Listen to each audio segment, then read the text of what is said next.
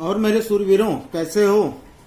आज हम पढ़ेंगे क्लास 10th यूपी बोर्ड के एनसीईआरटी मैथमेटिक्स का जो हिंदी मीडियम की बुक है उसका एक्सरसाइज 5.2। उसके पहले मैंने 5.1 पढ़ा दिया है, बहुत ही डीपली पढ़ा है। अगर आप लोगों ने अभी तक वो क्लास नहीं ली है तो उसका लिंक डिस्क्रिप्शन में मिल जाएगा, वहां पर जाकर आप 5.1 पहले पढ़ लीजिए। फिर यहाँ पर 5.2 में हम पहले बेसिक से शुरू करेंगे। बिल्कुल भी टेंशन नहीं लेना कि कुछ भी आपको टफ लगने वाला है, और इस तरह से पढ़ा दूंगा कि आपके स्कूल में कोई भी बुक चल रही होगी, कोई भी प्राइवेट पब्लिकेशन की, आप उसके क्वेश्चन आसानी से कर लो। और तब भी कोई प्रॉब्लम होती है तो आपको व्हाट्सएप ग्रुप ज्वाइन कर सकते हैं या टेलीग्राम ग्रुप ज्वाइन कर सकते हैं, जिसका लिंक डिस्क्रिप्शन में दिया गया है। वहां से आप आकर ज्वाइन कर लीजिए। परमानेंट तो मैं नहीं मिलूंगा वहां पे, लेकिन हाँ, अगर आप क्वेश्चन पोस्ट करेंगे तो जैसे ही मुझे टाइम मिलता है मैं आप लोगों को उसका सॉल्यूशन प्रोवाइड करूंगा। तो चलो देखते हैं इसका बेसिक क्या है। आज हम सीखेंगे कि किसी भी एपी का एनवा पद क्या होता है। एपी का एनवा पद। अब ये जानने के पहले थोड़ी सी चीज समझ लेते हैं कि जैसे अगर हम मान लेते हैं कि कोई व्यक्ति है और उसकी जो इनकम है, उसका जो वेतन है, वो वेतन उसका 5,000 रुपए प्रति महीना है। ठीक है, 5,000 रुपए प्रति महीना है। फिर ये होता है कि हर साल प्रति वर्ष इसके वेतन में 500 रुपए हर साल बढ़ जाते हैं। 500 रुपए प्रति वर्ष इसका वेतन 500 रुपए प्रति वर्ष बढ़ जाता है। एक चीज यहां पर देखो कि जैसे अगर मान लो कि पहले साल उसका वेतन क्या रहा होगा, पहले साल उसका वेतन जो होगा वो तो 5,000 ही होगा, और प्रति वर्ष जैसे इसमें ये होता है कि इसका वेतन जो है वो 500 रुपए प्रति वर्ष बढ़ जाता है। तो यहां पर देखो दूसरे साल इसका वेतन कितना हो जाएगा, दूसरे वर्ष इसका वेतन कितना हो जाएगा, दूसरे वर्ष का वेतन भाई 5,000 रुपए उसका था, है ना, और एक साल के बाद 500 बढ़ गया, यानी इसके वेतन जो हो जाएगा वो कितना हो जाएगा, 5,500 रुपए। अगर ये चीज देखो तीसरे वर्ष का वेतन, तीसरे वर्ष का वेतन ये कितना हो जाएगा, ये हो जाएगा 5,500 दूसरे वर्ष में हुआ, फिर इसमें 500 बढ़ गया, तो यानी हो जाएगा कितना, 6,000 रुपए। बात आई समझ में इतनी? तो ये 6,000 रुपए हो जाता है इसका वेतन। इसको हम किस तरह से लिख सकते हैं? इसको हम इस तरह से लिख सकते हैं कि पहले वेतन उसका 5,000 था, फिर उसमें 500 दूसरे वर्ष बढ़ा, फिर 500 तीसरे वर्ष बढ़ा, इस तरह करते हुए इसका वेतन 6,000 रुपए हो गया। या फिर हम ये लिख सकते हैं कि 5,000 इसका वेतन था और 2 बार 500 बढ़ा, तो 2 गुणे 500, तो इस तरह से करेंगे 5,000 और 2 पंचे 10 यानी 1,000, तो यानी हो जाएगा 6,000। सही है।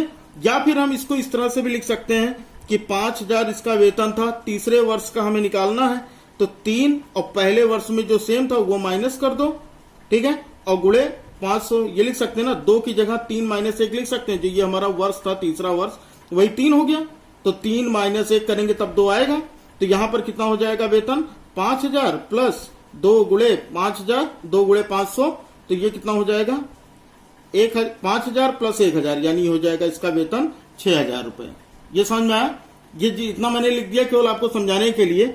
अच्छा, यही चीज अगर चौथे वर्ष का वेतन देखो, तो चौथे वर्ष का वेतन, चौथे वर्ष का वेतन, यहां पर चौथे वर्ष का वेतन निकालो भाई। 5,000 रुपए पहले वर्ष में था, फिर चौथे वर्ष का यानी 4 - 1 और 500 रुपए हर साल बढ़ता है, तो ये 500, तो यहां पे कितना आ जाएगा, 5,000 प्लस 4 में से 1 गया 3 गुणे 500, यानी 1,500 रुपए इसका बढ़ जाएगा। तो ये 5,000 प्लस 1,500 यानी इसका वेतन कितना हो जाएगा, 6,500 रुपए। बताओ समझ में आ रहा है कि नहीं? अच्छा, एक चीज और देखो, अब यही अगर 5वें वर्ष का निकालना हो तो 5वें वर्ष के लिए क्या करोगे, 5वें वर्ष का वेतन। अब देखो 5वें वर्ष के वेतन में यहां पर आप एक काम ये कर सकते हो कि चाहे 5,000 पहले का था, उसके बाद 4 वर्ष जो बढ़ेगा 5 - 20 ये कर सकते हैं। हम यहाँ पर ये देखें 5,000 और ये 4 आएगा कहाँ से, 4 ये आएगा हमारा 5वां वर्ष, और पहला जो वर्ष बढ़ा नहीं था वो एक माइनस कर देंगे, और 500 रुपए हर साल बढ़ ही रहा है, तो यानी हो जाएगा 5,000 प्लस 5 में से एक गया 4 गुणे 500, तो ये हो जाएगा 5,000 प्लस 5 चौक 20 यानी 2,000, यानी टोटल वेतन हो गया 7,000 रुपए। समझ में आया? एक चीज देखो, पहले कितना था, सबसे पहले 5,000, दूसरे वर्ष कितना हुआ 5,500, तीसरे वर्ष 6,000, फिर चौथे वर्ष 6,500, पांचवें वर्ष 7,000, ये वेतन बढ़ता चला गया। ये क्या है, ये एपी है कि या नहीं है, ये देखिए जो सूची हमें मिली ये एपी में है या नहीं है, भाई बिल्कुल ये एपी में है। अच्छा एपी में क्यों है, हमने इसके पहले वाली एक्सरसाइज में पढ़ा था कि अगर दोनों का क्रमागत दोनों संख्याओं का डिफरेंस सेम हो तो वो एपी में है, यानी 5,500 माइनस 5,000 करोगे तो 500 का डिफरेंस, 6,000 माइनस 5,500 करोगे तो 500 का डिफरेंस, 6,500 माइनस 6,000 करोगे तो 500 का डिफरेंस, और 7,000 माइनस 6,500 करोगे तो 500 का डिफरेंस, यानी सबका कॉमन डिफरेंस सेम है, इसलिए ये सूची क्या है, एपी में है। अगर नहीं समझ में आता तो पहली एक्सरसाइज जरूर देखो, बहुत ही अच्छे से समझ में आ जाएगा। अब इस प्रोसेस से अगर हमें मान लो किसी छठे वर्ष का निकालना हो, 5 वर्ष का तो हमने देख लिया, अगर मान लो हमें छठे वर्ष का निकालना होता तो छठे वर्ष का भी निकल आएगा, 15वें वर्ष का मासिक वेतन निकालना है तो वो भी निकल आएगा, है ना, ये मानते हुए कि यही क्रम आगे 500 रुपए बढ़ने वाला सिस्टम जो है वो हर साल चलता रहेगा। फिर यही चीज अगर 25 साल के बारे में कहें तो भाई हम 25 साल का भी निकाल सकते हैं, क्या हो जाएगा 25 माइनस 1, सही है, तो यानी कोई भी चीज हमें निकालना होगा तो वहां पर हम यानी यही फार्मूला लगाकर हम यहां से हम ये यूज कर सकते हैं। अगर मान लो ये पूछा जाए 15 वर्ष का वेतन, तो 15 वर्ष का वेतन, 15 वर्ष के लिए वेतन क्या हो जाएगा, तो सबसे पहले तो ये हम निकालेंगे क्या 14 वर्ष का वेतन, 14 वर्ष का वेतन, 14वें वर्ष का ये लिखते हैं, 14वें वर्ष का वेतन प्लस 500 रुपए जो बढ़ेगा वो हो जाएगा। तो हम यहां से क्या निकालते हैं, 14 सालों का पहले निकाल लेते हैं। 14 सालों की जैसे मैंने बताया कि सबसे पहले क्या निकालेंगे हम, ये रुपए हो जाएगा 5,000 रुपए था प्रारंभिक, फिर उसके बाद हम 14 बार 500 का गुणा करें, 500 प्लस 500 प्लस 500 ऐसे ऐसे करते ये 14 बार तक ये होगा, है ना, ये कितनी बार हो जाएगा 14 बार, ठीक। और उसके बाद फिर इसमें हम रुपए 500 ऐड करें, यही तो होगा, तो इस तरह से निकलेगा। हम इस तरह से कर सकते हैं 5,000 प्लस 14 गुणे 500 कर सकते हैं या नहीं कर सकते, 14 गुणे 500 यानी 5,000 ये पहले का, उसके बाद ये 14 गुणे 500। एक चीज ये देखो कि ये एक तो 1 साल का ये था, और ये जो 500 बढ़ रहा है ये 13 बार यूज होगा केवल, क्योंकि 14वीं बार तो ये हो जाएगा, तो ये 13 बार यूज होगा, सही है बात। तो यहां पर यानी 13 और 1 14, तो इसका मतलब हम 14 गुणे 500 कर देंगे, तो कितना हो जाएगा, या फिर हम फार्मूले देखें तो इससे फार्मूला हमारा क्या बन जाता है, फिर से वही, तो ये हो जाता है 15 माइनस 1, क्योंकि 15वें वर्ष का वेतन पूछा था, तो 15 माइनस 1, और उसके बाद जो उनका वृद्धि हो रही है 500 रुपए की ये, यानी अगर हम ये टोटल निकालें तो कितना हो जाएगा हमारा 5,000, और ये कितना हो जाएगा 14 पंचे 70, देख लो 5,000 प्लस 14 गुणे 500, तो कितना हो जाएगा 14 पंचे 70, यानी 7,000, 7,000 और 5,000 कितना हो जाएगा 12,000, यानी 12,000 रुपए ये आ जाएगा। अच्छा यहां से देखो, अगर हम यहां से हम फार्मूला जनरेट करना चाहें तो क्या ये फार्मूला नहीं बन सकता कि अगर 15वें वर्ष का वेतन करना हो, 15वें वर्ष का वेतन, बहुत ध्यान से देखना, तो ये हो गया इसका प्रथम वेतन, यानी पहले साल का प्रथम वेतन। उसके बाद यहां से हमने क्या देखा कि ये जो वर्ष था ये हमने किया 15 माइनस 1 ये लगा लिया, और उसके बाद जो वार्षिक वेतन वृद्धि होती है वो लगा दिया, वार्षिक वेतन वृद्धि। समझ में आ रही बात, यही चीज अगर हमें मान लो ऐसे ही हमें 25 सालों का निकालना हो तो हो जाएगा 25वें वर्ष का, 25वें वर्ष का वेतन। तो यहां से देखो 25वें वर्ष का वेतन पहले तो 5,000 था, फिर 25 यहां हम कर देंगे, 25 माइनस 1 और 500 रुपए हर साल बढ़ रहा है तो ये 500। ठीक है, तो ये हो जाएगा हमारा 5,000 प्लस 25 माइनस 1 ये हो गया 24 गुणे 500। अब ये अगर हम सॉल्व करोगे तो ये हमारे 25वें वर्ष का वेतन आ जाएगा। समझ में आ कि नहीं आया? कोई दिक्कत है तो बताओ। तो अब यहां से देखो, हम यहां से हम कितनी देर में हम ये सीखना क्या चाह रहे थे? हम ये सीखना चाह रहे थे कि मान लेते हैं अगर कोई भी यहां से एक चीज का तो ये अंदाजा हो गया कि चाहे वो 25वां पद हो चाहे वो 15वां पद हो, इसका मतलब यानी एनवां पद, हम ये कह लेते हैं एनवां का मतलब कुछ भी दिया हो, चाहे 25 दिया हो चाहे 15 दिया हो, उसमें से हमको एक माइनस करना है, उसमें से हमको एक माइनस करना है। तो हम यहां से हम फार्मूला जनरेट कर सकते हैं कि अगर मान लो कि माना A1 A2 A3 ये एक AP है, A1 A2 A3 एक AP है, जहां पर A1 जो होगा ये A1 चाहे A कहो, ये प्रथम पद जो होगा वो क्या हो जाएगा? A हो जाएगा, प्रथम पद A। और इनके बीच का अगर हम अंतर देखें, सार्वांतर, इनका अगर हम सार्वांतर देखें तो ये कितना है? D है। तो यहां से हम देखो, अगर ये तो प्रथम पद हो गया, अगर हमें यहीं से दूसरा पद निकालना हो, दूसरा पद यानी A2 अगर निकालना हो तो हम क्या कर सकते हैं भाई? A प्लस डी करेंगे तो हमारा A2 आ जाएगा। और D हम कहां से लेके आएंगे? A प्लस दूसरा पद है यानी 2 माइनस 1 इंटू डी। बताओ समझ में आया? तीसरा पद देखो, अगर हमें तीसरा पद निकालना है यानी A3, तो A3 हमारा क्या हो जाएगा? A2 प्लस डी, इसी में D प्लस कर देंगे भाई, सार्वांतर ही तो है तो ये D प्लस कर देंगे। जैसे समझो बात, अगर मान लो कोई संख्या हमको दी देगी 2, A हमको दे दिया गया 2 और D हमको दे दिया गया 5 मान लो, तो अगर A1 2 है तो A2 कितना हो जाएगा भाई? 2 और 5 7 हो जाएगा। A3 कितना हो जाएगा? 7 और 5 12 हो जाएगा। समझो सबका देखो अंतर सेम आएगा कि नहीं? तभी तो ये 5 आएगा, 12 में से 7 जाएगा तब तो 5 आएगा। समझ में आ रहा है कि नहीं? तो वैसे ही यहां पर हमको करना है A2 प्लस डी कर देंगे, या फिर हम क्या कर लिख सकते हैं? हम लिख सकते हैं A plus 3 minus 1 into D. सही है?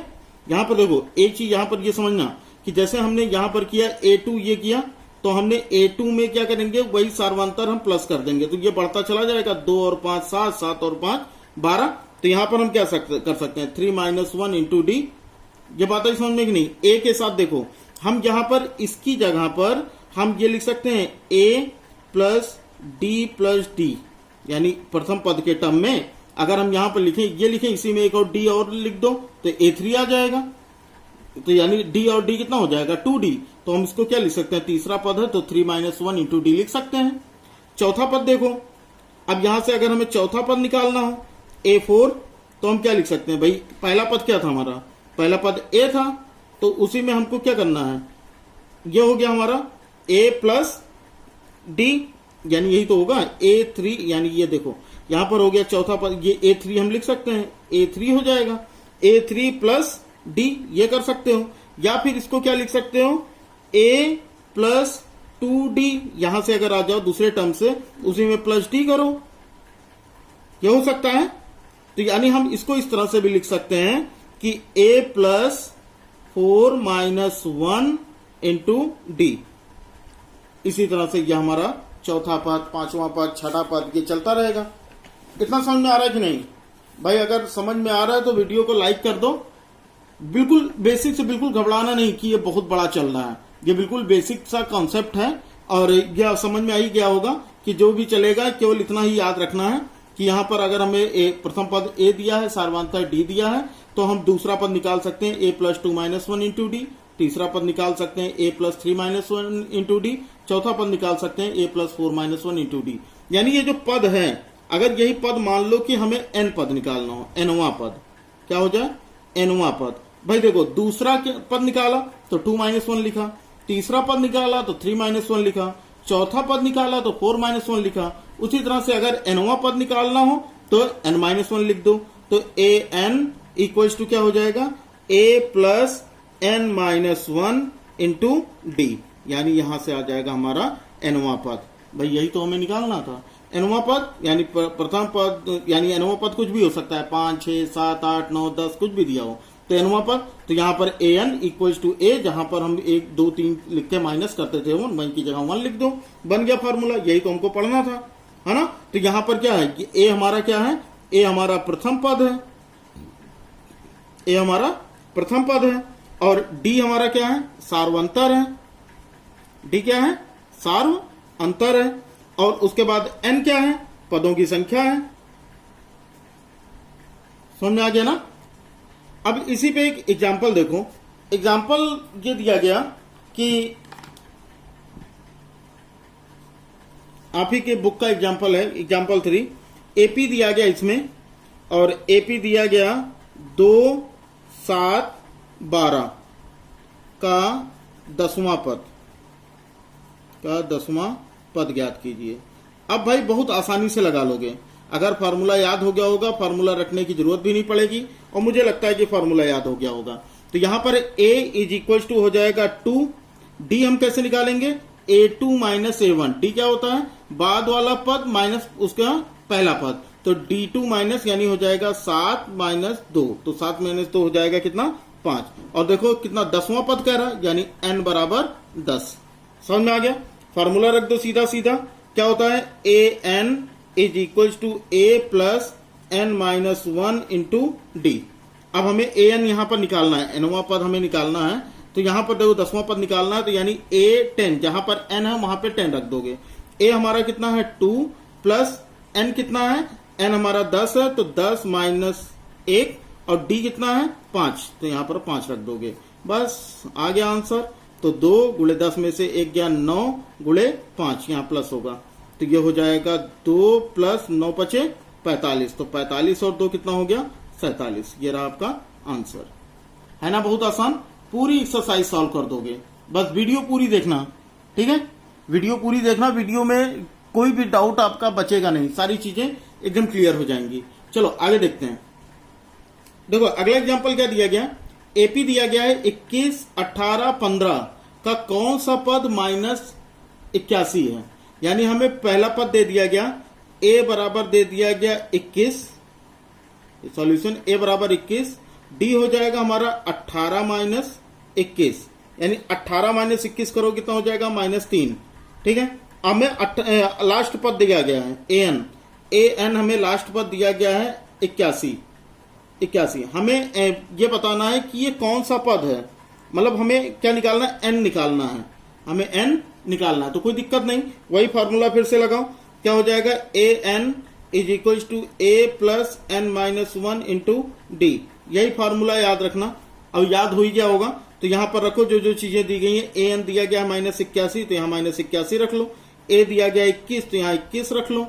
एन माइनस 1, ये हमें एन तो हमें निकालना है, और डी कितना दिया गया -3, तो यहाँ पर -3 रख लो। समझ में आया इतना, यही सॉल्व कर लेते हैं। तो ये क्या हो जाएगा, -81 बराबर 21, और ये हो जाएगा, इसका अगर हम ब्रैकेट खोलें तो ये क्या हो जाएगा, -3n माइनस माइनस प्लस, और ये हो जाएगा 3। सही है। तो यहां पर कितना हो जाएगा, -81 बराबर 21 और 3, ये हो गया 24, क्योंकि दोनों प्लस में है, और ये हो गया -3n। अब हम 24 को इधर ट्रांसपोज कर लेते हैं, तो -3n इज इक्वल टू -81, 24 इधर आएगा तो -24 हो जाएगा। -3n इज इक्वल टू हो जाएगा -4 and 1 5, 8 and 2 हो गया 10, यानी 105। ठीक है। तो यहां पर क्या हो जाएगा, n is equal to -105 upon -3।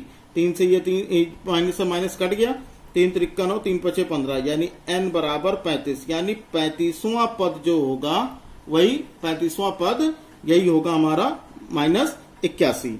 फिर क्या करा, इस एपी का कोई पद शून्य है, यानी ये बताना है कि क्या इस एपी में कोई पद शून्य है, साधारण उत्तर दीजिए। भाई ये भी चेक कर लेते हैं कि क्या इस एपी में कोई पद शून्य हो सकता है। तो यहां पर रख लेते हैं वही इसी फार्मूले में, तो हम ए एन का मान रख लेते हैं 0, ए एन बराबर रख लेते हैं 0। ए तो हमें दिया गया है 21 प्लस एन हमें निकालना है n-1, और डी हमें दिया गया है कितना, -3, तो यहां पर -3 रख लो। तो ये हो जाएगा 0 बराबर 21 प्लस माइनस का हो गया -3n माइनस माइनस प्लस ये हो गया 3। तो 0 इज इक्वल टू 21 प्लस 3 यानी 21 और 3 ये हो गया 24 माइनस 3n 3n को इधर ले आओ तो प्लस हो जाएगा। तो 3n बराबर 24।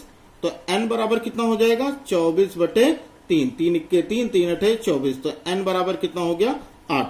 यानी जो 8वां पद होगा वो क्या होगा शून्य होगा। इस श्रेणी का 8वां पद शून्य होगा और 35वां पद क्या होगा -81 होगा। बस हो गया आंसर। समझ में आ गया। अगला देखो एग्जांपल कि वह एपी ज्ञात कीजिए जिसका तीसरा पद 5 और 7वां पद 9 है। चलो ठीक भाई, तीसरा पद यानी A3 क्या हो जाएगा, तीसरा पद यानी n बराबर 5 हो गया। तो तीसरा पद क्या हो जाएगा a प्लस कितना 3 माइनस 1 इंटू डी, यही तो होगा। A3 यानी हमें तीसरा पद निकालना है तो तीसरा पद n की जगह हम 3 रख देंगे। तो a plus A N equals to, formula देख लो, A N equals to A plus N minus 1 into D, यही तो होता है। हमें तीसरा पद कह रहा था तो n की जगह पर हमने 3 रख दिया। तीसरा पद कितना दिया गया 5 दिया गया है।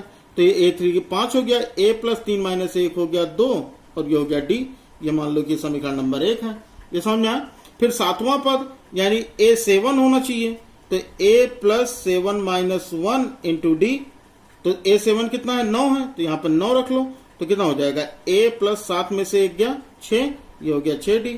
तो ये हो जाएगा दूसरा समीकरण। अब इन दोनों समीकरणों को सॉल्व कर दो। अब यहां देखो, इन दोनों समीकरणों को सॉल्व करोगे, दोनों समीकरणों को घटा लो। घटाओगे कैसे भाई, a plus 2d is equal to 5 और a plus 6d is equal to 9। घटाने पे क्या हो जाएगा, ये माइनस, ये माइनस, ये माइनस, ये प्लस माइनस हो गया तो ये कट गया। 6 में से 2 जाएगा, हो जाएगा 4d, बड़े के आगे माइनस है तो माइनस लगा लो भाई। 9 माइनस 5, 9 में से 5 जाएगा 4, बड़े के आगे माइनस है तो माइनस लगा लो। तो यहां से कितना हो जाएगा d बराबर -4 बटे -4, माइनस माइनस कट गया तो 4 इक्के 4। तो d बराबर कितना हो गया 1 आ गया। अब यहां पर देखो d 1 आ गया तो हमें AP बताना था। तो अगर हमारा d 1 आ गया तो यहां से हम बहुत आसानी से, यानी a बराबर तो हमें ये दिया गया है। यहां पर देखो अगर d हमारा ये 1 आया है तो हम यहां से निकाल सकते हैं 5। तीसरा पद 5 था। देखो अगर तीसरा पद 5 था तो यहां पर इसके पहले का पद कितना हो जाएगा 5 माइनस 1 यानी 4, 4 माइनस 1 यानी हो जाएगा 3।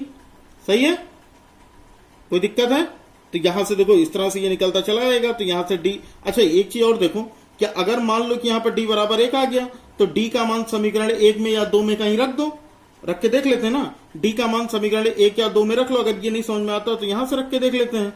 अगर हम रखें समीकरण किस में रख लें, चलो इसी में रख लेते हैं। तो क्या हो जाएगा 9 बराबर a प्लस 6 गुणे 1।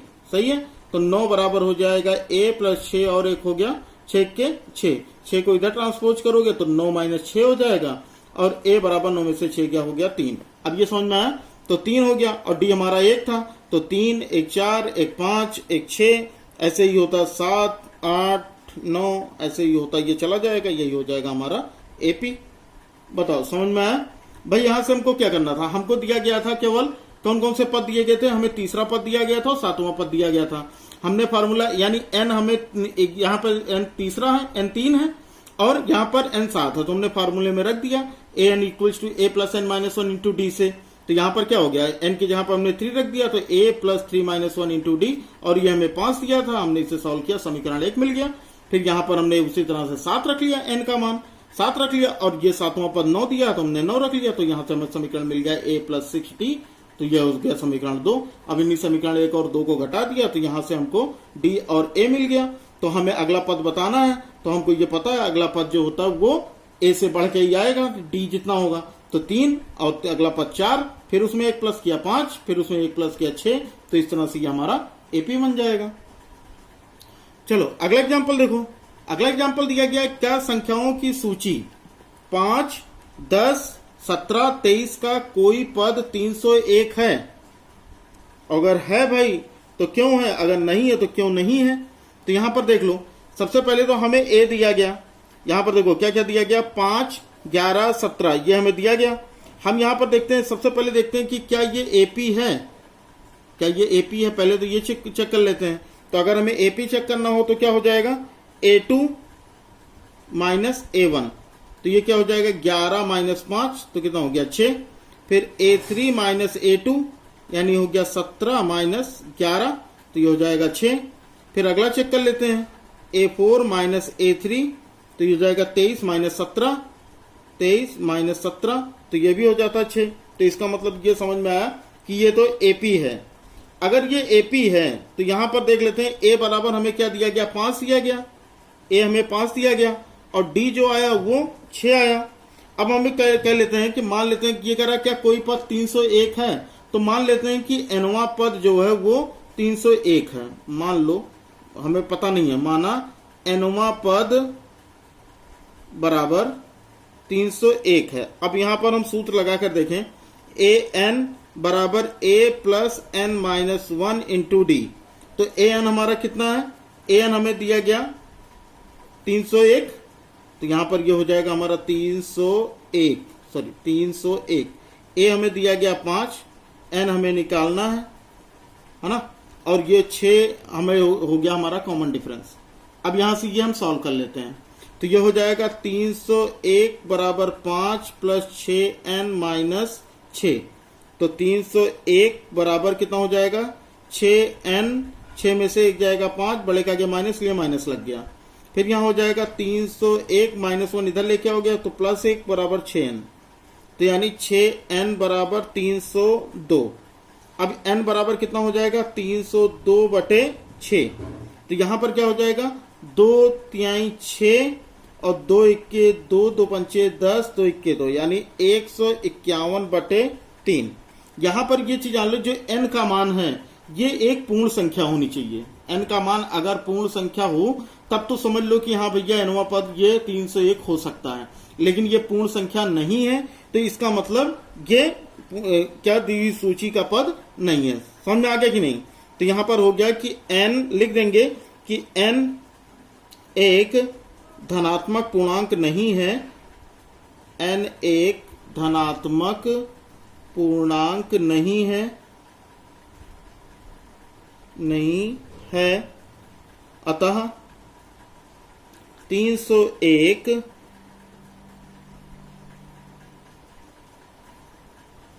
संख्याओं की दी हुई सूची का पद नहीं है, दी हुई सूची का पद नहीं है। क्लियर है बात? इतनी आसान है, बहुत आसान है। चलो अगला देखते हैं। अगला एग्जाम्पल देखो, बहुत ही बढ़िया एग्जाम्पल है कि 2 अंकों वाली कितनी संख्याएं 3 से विभाज्य हैं।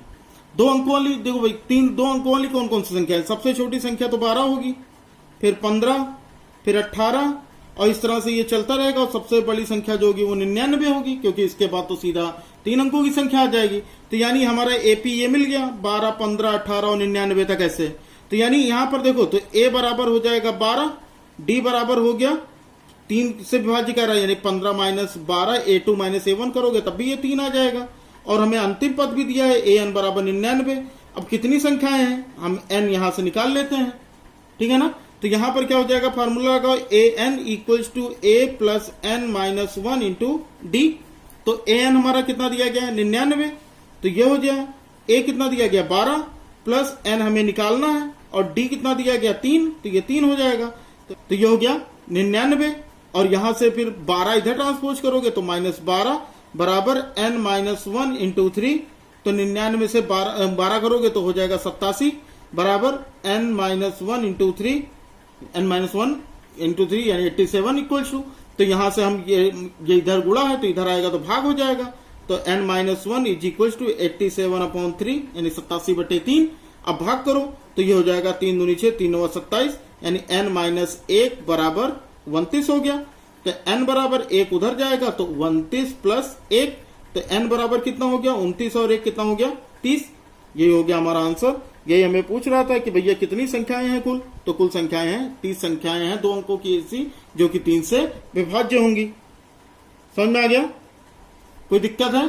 तो भाई इस तरह से ये सारे क्वेश्चन सॉल्व होंगे, बहुत ही आसान क्वेश्चंस हैं। अभी इसके एग्जाम्पल्स बाकी हैं, तो एग्जाम्पल इसके अभी हम अगले वीडियो में सॉल्व करेंगे, अगली अभी इसके एग्जाम्पल्स बाकी हैं तो अगले क्लास में सॉल्व करेंगे, लेकिन उसके पहले मुझे चाहिए आपका रिस्पांस। अगर आप लोगों को रिस्पांस अच्छा आया कि इस वीडियो पे मुझे चाहिए 100 लाइक्स, 100 लाइक्स सबसे पहले कंप्लीट कीजिए 100 लाइक्स, और ताकि फटाफट भाई आपकी क्लास चल सके।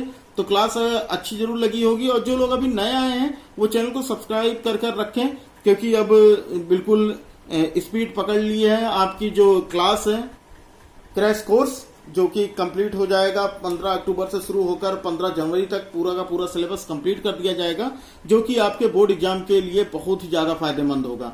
तो ये वीडियो अपने दोस्तों में भी शेयर करें, ज्यादा से ज्यादा लोगों तक वीडियो को पहुंचाएं। और 5.1 अगर नहीं देखा है तो उसका लिंक डिस्क्रिप्शन में है, वहां से जाके देख लीजिए। तो अभी इसके आगे का जो अभी बाकी है वो हम पढ़ेंगे अगले वीडियो में। तो जाने से पहले चैनल को सब्सक्राइब कर लीजिए, बेल आइकन को प्रेस कर लीजिए, और वीडियो अपने दोस्तों में शेयर कर लीजिए, और वीडियो को लाइक भी करते चलिए। चलिए फिर मिलते हैं अगले वीडियो में। जय हिंद, वंदे मातरम।